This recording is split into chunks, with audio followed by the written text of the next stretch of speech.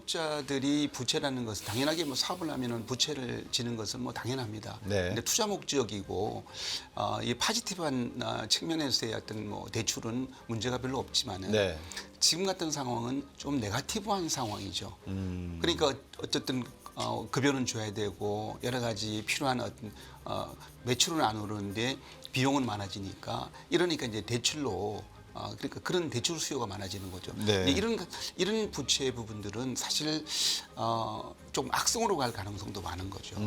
그래서 이미 벌써 지금 연체율이 많이 올랐고요. 네. 오르고 이렇게 될 경우에 연체율을 오르면서 어쨌든 뭐 그 이자는 쌓이고 있는 거고요. 네. 정부가 그동안 많이 유예를 시켜줬습니다. 그렇죠. 뭐 유예라는 것은 언제는 갚아야 되기 때문에 네.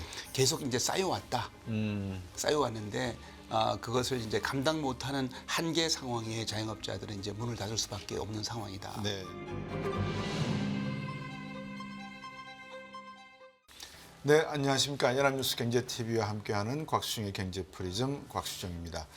최근에 코로나 사태를 놓고 유발 하레리가 애프터 코로나에 대한 이야기를 많이 했습니다. 뭐 비포 코로나 때의 우리의 일상과 코로나 이후에 우리의 일상은 많이 달라졌습니다. 그런 일상의 변화는 밤거리를 많이 연상할 수가 있고 또 우리가 회식 문화라든지 외식 문화 여러 가지 소비 성향의 패턴의 변화를 느끼고 사는 그런 사회로 지금 전환이 되고 있는 것 같습니다.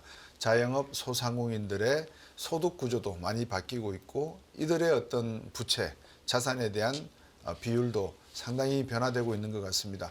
이런 문제들을 앞으로 자영업자의 현 상황은 어떻고 앞으로의 전망이 어떤지 중앙대학교 경제학과의 이정희 교수님 모시고 말씀 나눠보겠습니다. 안녕하십니까 교수님. 안녕하세요. 네, 교수님 요즘 저는 삼성에 있을 때 911이라고 하는 게 있었습니다. 그게 뭐냐면 9시까지 네. 1차 먹고 네. 그다음에 10시 전까지 집에 들어가자 뭐 이런 형태의 이슈였거든요. 네. 요즘 밤 문화를 이렇게 보면은 늦게까지 식사하시는 분들이 별로 안 계시는 것 같아요. 네, 그렇습니다. 코로나가 특히 이 소비 구조를 많이 이제 바꿨습니다. 네. 저도 아마 저녁 모임도 많이 줄었지만은 네. 저녁 모임 하더라도 보통 이제 저녁 먹고 헤어집니다. 그게 이제 한 8시 반 정도면 거의 헤어지고 그렇죠. 9시를 넘어서는 경우는 거의 없다. 네.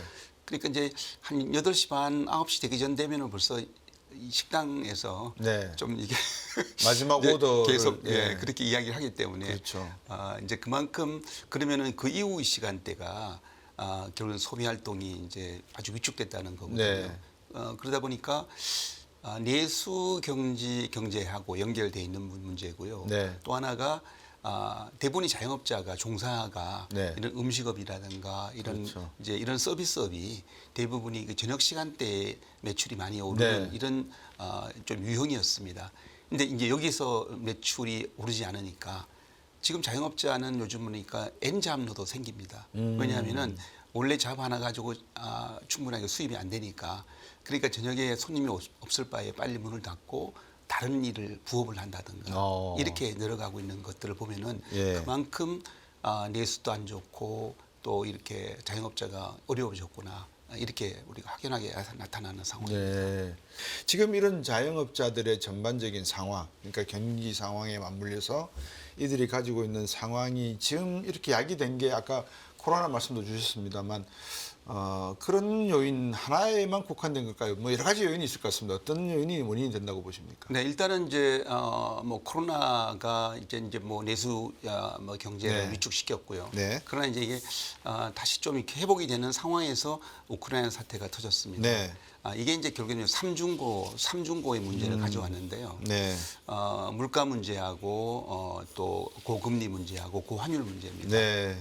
근데 이 인플레이션 문제는 결국에는 이제 이런 자영업자 입장에서는 결국에는 인플레이션이라는 것은 소비를 위축시킬 수가 있는 문제고 그렇죠. 소득이 동반되지 않은 경제 성장이 안 되는 상태에서 인플레이션 문제는 당연하게 소비 위축으로 갑니다. 네. 그러니까 일단은 장사가 안 될 거고요. 예. 또 전체적으로 그러면 음식값을 또 올려야 되거든요. 그렇죠. 올려야 되니까 음식값 가격이 오르면은 뭐 우리 경제학 이 원리대로 당연하게 수요는 줄 수밖에 없는 이런 네. 상황이 돼 있고요. 네. 그다음에 또 이게 장사가 안 되고 이러니까 또 월급은 줘야 되죠. 이러니까 빚을 좀 많이 냈죠. 네. 이게 부채 문제가 자꾸 커졌습니다. 예. 전반적으로 지금 전체적으로 가계부채만 하더라도 1,900조가 되고요. 그렇죠. 자영업자 부채가 이야기 뭐 1,000조 이야기가 나오고 있고. 네. 그러면은 이 자영업자들이 부채라는 것은 당연하게 뭐 사업을 하면은 부채를 지는 것은 뭐 당연합니다. 네. 근데 투자 목적이고 이 포지티브한 측면에서의 어떤 뭐 대출은 문제가 별로 없지만은 네. 지금 같은 상황은 좀 네거티브한 상황이죠. 음. 그러니까 어쨌든 급여는 줘야 되고 여러 가지 필요한 어떤 매출은 안 오르는데 비용은 많아지니까 이러니까 이제 대출로 그러니까 그런 대출 수요가 많아지는 거죠. 네. 근데 이런 부채 부분들은 사실 좀 악성으로 갈 가능성도 많은 거죠. 그래서 이미 벌써 지금 연체율이 많이 올랐고요. 네. 오르고 이렇게 될 경우에 연체율을 오르면서 어쨌든 뭐 그 이자는 쌓이고 있는 거고요. 네. 정부가 그동안 많이 유예를 시켜줬습니다. 그렇죠. 뭐 유예라는 것은 언제든 갚아야 되기 때문에 네. 계속 이제 쌓여왔다. 쌓여왔는데 그것을 이제 감당 못하는 한계 상황에 자영업자들은 이제 문을 닫을 수밖에 없는 상황이다. 네. 그래서 뭐 작년에 한 100만 자영업자 정도가 문을 닫았다, 폐업을 했다 이렇게 나오고 지금 노란우산 공제라고 자영업자들을 위한 이런 소위 사회적 어떤 그런 뭐 안전장치가 좀 있습니다. 약하긴 네. 약하지만은. 예. 거기도 보니까 지금 올 1월에서 5월 정도까지 뭐 전년 대비에 20% 이상 정도의 공제기금 신청자가 늘었다는 거는 예. 공제기금을 늘었다는 것은 폐업을 해야 이제 공제기금을 받는 거거든요. 예. 이러니까 이제 그만큼 또 폐업이 늘었다는 이야기고요. 예. 그래서 또 뭐 결국에는 이 폐업의 원인은 뭐 지금 경기 부진, 장사가 안 됐기 때문에. 근데 문제는 이 폐업을 하고 나서 대안이 별로 없어요. 근데 더 좋은 어떤 잡을 잡아서 가는 경우라면은 좋겠지만은. 네. 그러니까 지금 폐업을 하고 나서 대안 없이 지금 우리 자영업자 중에서 비경제 활동 인구로 지금 전락하는 네. 이 비중이 커지고 있다고 그럽니다. 그건 뭐냐면은 비경제 활동으로 넘어간다는 소리는 결국에는 잡을 포기한다는 거죠. 제가 뭐 최근에 또 컬럼을 쓰면서 청년 일자리 문제에 대한 컬럼을 쓰면서 네. 청년들도 지금 현재 비경제 활동 인구로 늘어가는, 그러니까 아예 그냥 취업을 하려고 노력을 하다가 안 되니까 네. 포기를 하는 거죠. 그러니까 구직 활동을 포기해버리고 이 자영업자들도 네. 구직 활동을 포기하는, 이것은 우리 국가 경제적인 측면에서 상당히 동력을 잃어버리는 문제가 발생하고 있는 것이 지금의 현실이라고 하겠습니다. 네.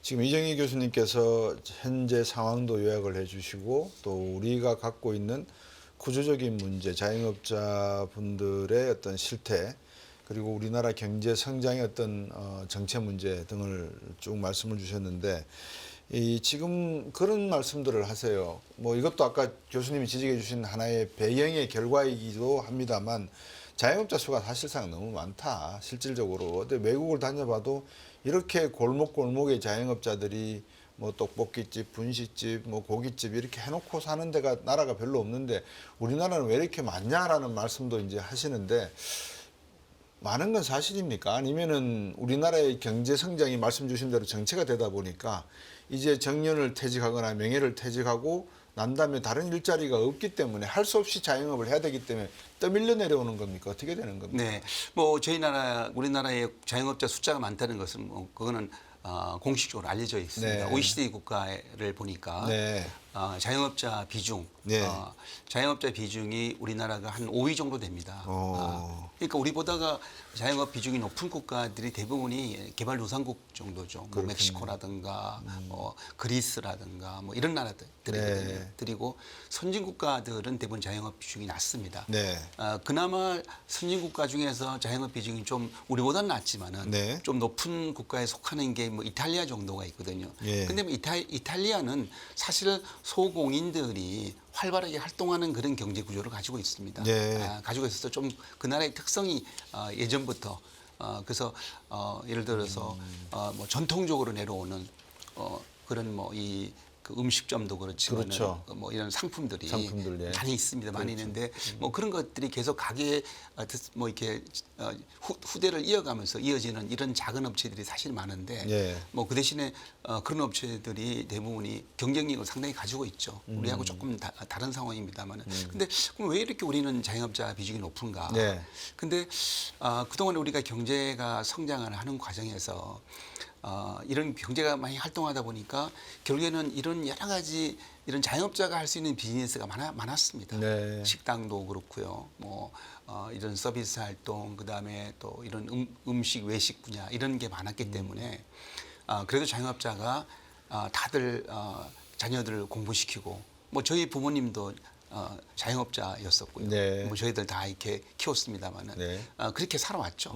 살아왔는데 점차 갈수록 이제 지금 예를 들어서 IMF 외환위기 때가 또 하나의 또 조금 결정적인 계기가 되는데요. 네. 그때 아시겠지만 이 금융업체들이 많이 도산을 했죠. 그렇습니다. 그러면서 그때 구조조정이 많이 일어났는데 그때 금융업계 종사하는 분들이 많이 나와가서 네. 사실을 다시 시작한 게 뭐냐면은 이런 치킨집이라든가 이런 집 그게 뭐냐면 이제 프랜차이즈가 그때 우리나라가 산업화로 좀 가게 된 하나의 계기가 됐다. 네. 그 상당히 이제 가맹점 수가 많아지죠. 네. 가맹점 수가 많아지고 이러면서 결국에는 임금 근로자들이 자영업으로 넘어오는 거죠. 이렇게 자꾸 넘어오게 되고 이러다 보니까 이 자영업은 하나의 고용의 저수지다 이렇게 부릅니다. 그러니까 저수지라는 것은 비가 오면은 물이 또 들어와서 물을 담고 있다가 필요할 때 물을 내보내고 이렇게 네. 하는 건데요.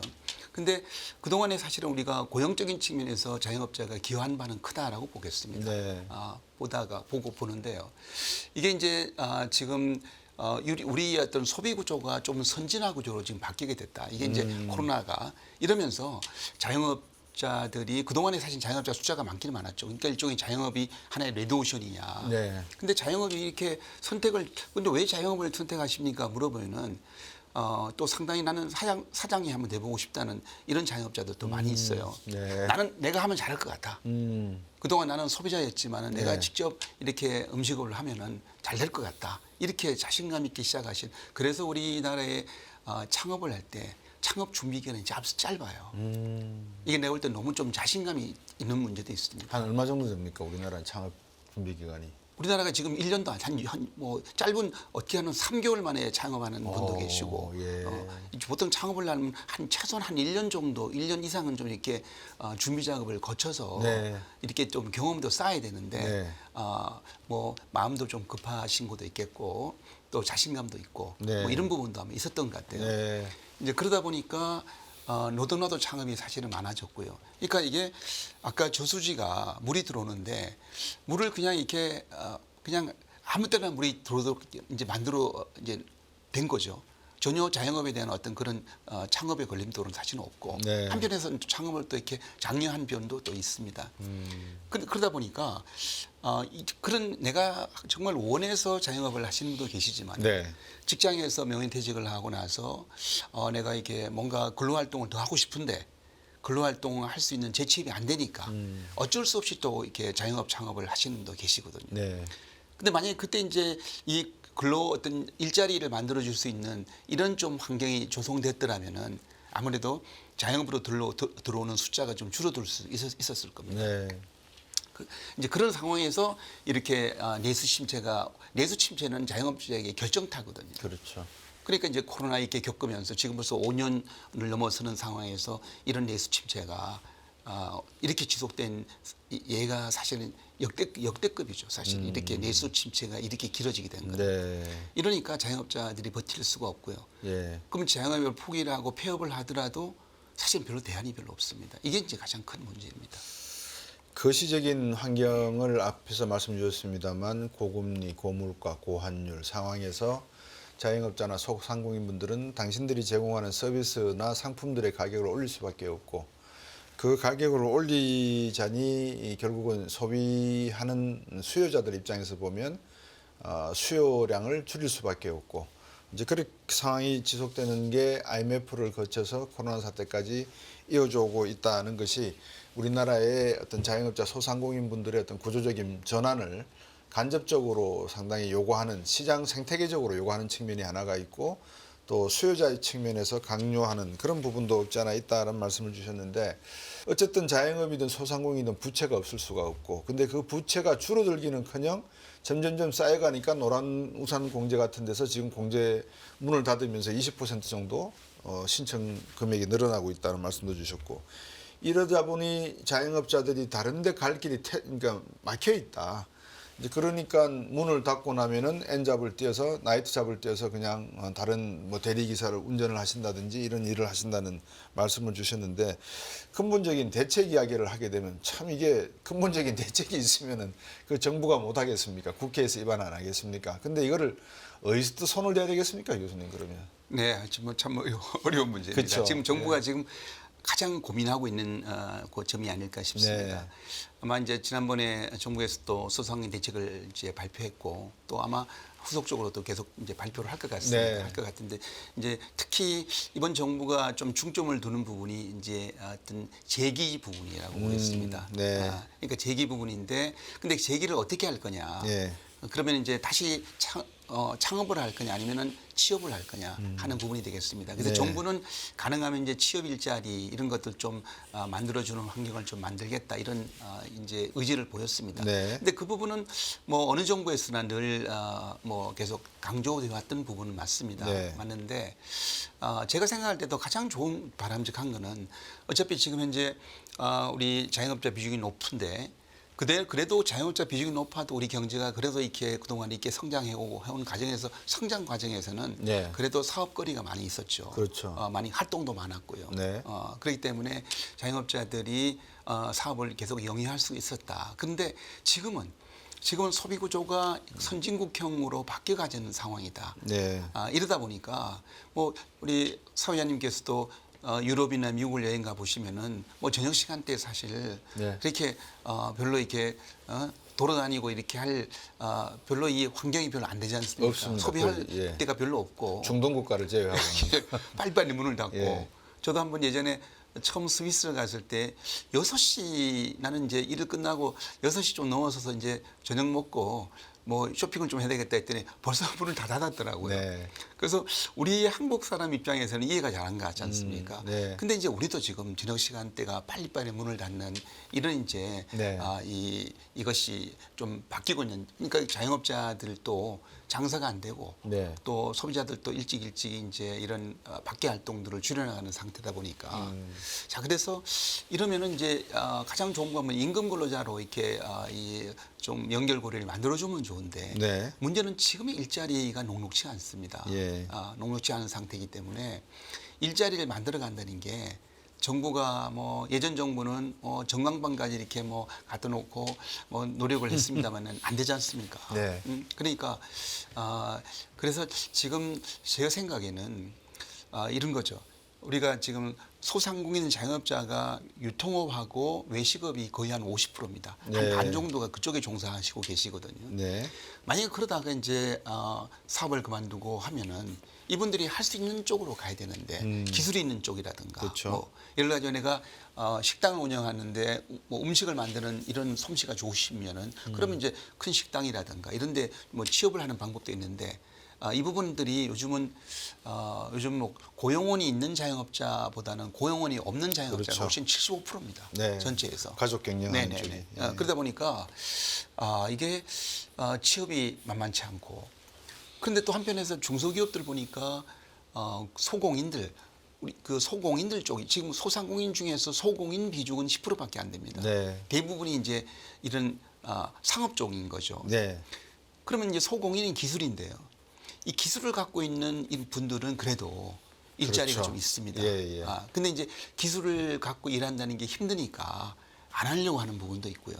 그래서 가능하면은 정부가 일자리를 구해주는 부분도 좀 지속 가능한 일자리 부분은 기술직 관련된 부분인데 이런 교육 같은 우리 한국의 폴리테크닉 학교가 지금 예. 전국에 30개가 넘습니다. 예. 이런 부분들이 이제 그런 기술 교육을 좀 하고 있는데요. 네. 이게 이제 고용노동부가 있는데 중기부 이게 부처가 또 다르지 않습니까? 예. 그래서 저는 이런 협업 체계가 좀 잘 돼야 되는데 그래서 뭐 중기부가 별도로 어떤 뭐 기술 교육을 가르치려고 하기보다는 네. 기존에 있는 그런 시설이라든가 이런 뭐 대학 이런 부분들을 잘 연계시켜서 그런 기술들을 좀 가르쳐서 이 소상공인들이 다시 창업이 아닌 기술 관련된 분야에서 일을 할 수 있는 이런 어떤 환경을 만들어주는 것도 하나의 필요한 부분이라고 생각을 하고요. 네.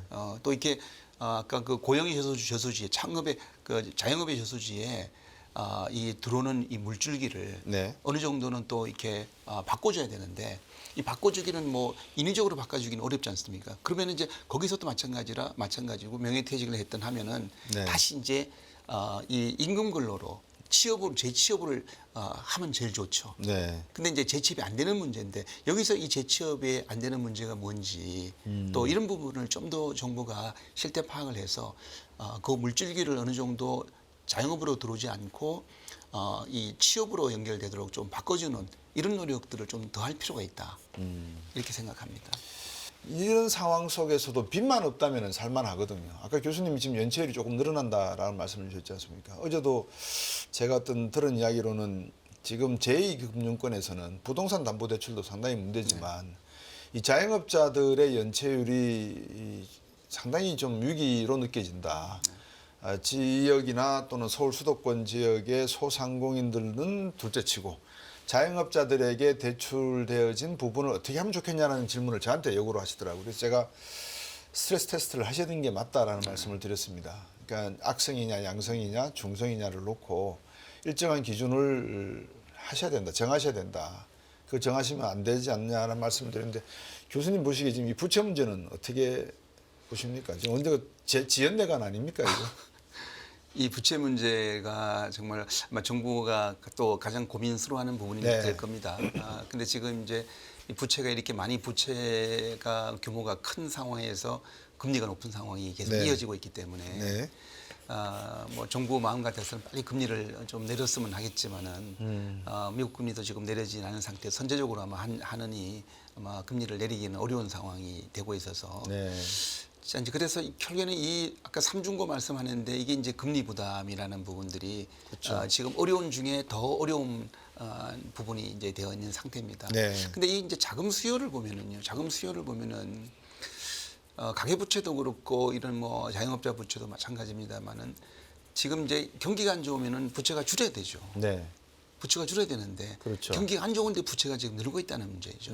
왜 그럴까? 근데 지금 사실 장사를 때문에도 그렇지만은 이 가구원들을 보니까 자식들 문제가 있죠. 자녀 우리 문제. 청년들 문제가 청년들이 요즘 취업이 잘 안 되잖아요. 안 되죠. 예. 그리고 이제 취업 이 기간이 길어지고 있습니다. 대학생들이 지금 졸업을 하고 네. 취업하는데 첫 직장을 잡는데 한 평균 1년 정도 네. 걸린다고 그래요. 예. 근데 평균 1년 정도 걸리고 그다음에 또 대학생을 4년 제 대학이면 4년 만에 졸업을 해야 되는데 네. 5년, 5년, 6년씩 6년 이렇게 하죠. 하죠. 근데 이렇게 취업에 준비하고 수학하는 기간이 길어질수록 부모님들의 경제적 부담은 커질 수밖에 없습니다. 네. 그다음에 또 요즘은 직장을 잡더라도 그 자기 전공이라든가 이런 부분에 만족도가 상당히 좀 떨어져요. 그 매칭이 작은 미스매칭 문제가 생겼다는 거예요. 네. 그러면 이제 이것도 직장에서의 어떤 그런 직장 생활에 오랫동안 만족이 좀 좋아야 오랫동안 영위가 되지. 네. 이럴 경우에 이것도 부모들은 그래도 참고 다녀라 그러지만은 이런 것들이 다 저는 그 대출에 좀 포함되어 있지 않을까 이렇게 봅니다. 그렇겠죠. 네. 그다음에 이제 뭐 이런 부분들이 우리 한국의 어떤 인구 구조 문제하고 여러 가지가 같이 맞물려 있는 문제라고 저는 생각이 되고요. 네. 그래서 이 문제를 어떻게 풀 건가 하는 문제는 정말 참 해법 찾기가 지금 어려운 상황이다. 네. 그래서 이 자영업자 대출 문제는 뭐 그렇다고 해서 정부가 계속 유예를 이제 언제까지 줄 수는 없을 것 같고요. 그러면 이제 그런 금리 지금 현재 정부가 뭐 가장 그래도 정부가 이전부터 해오던 것 중에 하나가 이런 전환대출 같은 걸 통해서 네. 좀 금리 부담을 좀 줄여주는 노력을 좀 하고 있고요. 네. 그리고 지금 이제 취약계층의 어떤 이제 부채 문제도 좀 큰 문제인데 저는 지금 우리 취약계층을 위해서는 이제 서민금융진흥원 있지 않습니까? 네. 저는 이런 부분들이 이제는 더 확실하게 강화가 될 필요가 있다고 네. 생각합니다. 그래서 이 자영업자나 가게 중에 특히 이제 2금융권도 안 돼서 이제 3금융권 넘어가는 대부 쪽으로 넘어가는 이런 부분들을 이걸 가능하면 막아야 되지 않겠습니까? 네. 근데 어쩔 수 없이 신용도가 떨어지니까 어쩔 수 없이 그렇게 고금리로 내몰리는 상황이 이제 되고 물론 정부가 지금 20% 금리 이 상한을 좀 정해두고 있습니다만은 그러니까 이 문제를 서민금융진흥원의 역할 부분들을 좀 더 강화할 필요가 있다고 생각을 하고요. 네. 지금 자영업자 문제는 또 하나가 이제 신용 부분이 약한 담보대출이 잘 안 되니까 네. 이제 그렇다고 신용은 약하니까 그래서 이제 뭐 장기적으로 어떻게 보면 신용 거래를 많이 해야 되는데 네. 뭐 현금 거래를 하는 경우도 많이 있어요. 네. 뭐 도매 같은 경우에 있어서도 그러면 이제 각각 지역에 보면은 그 지역 신보가 있습니다. 그 지역 신보가 지역 신보에서 신용 보증을 해주는 거죠. 네. 해주고 이제 시중은행에서 대출을 해주는 이런 케이스인데 이런 부분들 같은 경우도 좀 더 강화할 필요가 있죠. 왜냐하면은 신용도가 떨어지는 그러니까 이분들이 좀 고금리 어떤 대출로 몰리지 않도록 이렇게 하는 부분이라든가. 그래서 참 이게 답을 찾기 어려운 문제라서 그러나 이제 이런 여러 가지 부분들에서 부담을 이제 좀 줄여가는 방법들. 부담을 줄여가는 방법들이고 그다음에 이제 악성으로 몰리지 않도록 최대한도로. 네. 그다음에 또 하나가 정부 시중은행들이 대출을 이제 정부 정책금융 같은 것도 신용은행을 통해서 하지 않습니까? 네. 하는데 근데 대출을 하고 나서 우리가 신호등이 있으면은 녹색 신호등이면 이제 차가 잘 가는 상황인데 그러면 이제 황색이 있고 빨간 등이 들어오는데 네. 이게 황색이 이제 켜지는 경우를 이제 이 시스템적으로 좀 파악을 좀 더 해야 될 것 같아요.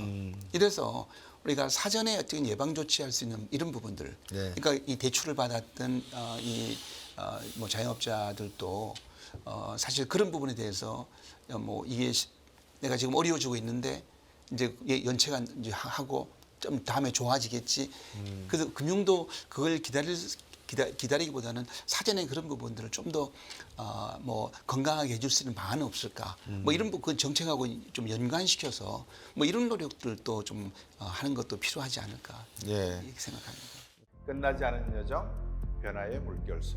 우리의 질문은 계속될 것입니다. 거대한 역사로 읽는 인간의 욕망과 부의 흐름. 새로운 부의 미래를 알려드립니다. 자본주의의 적은 자본주의.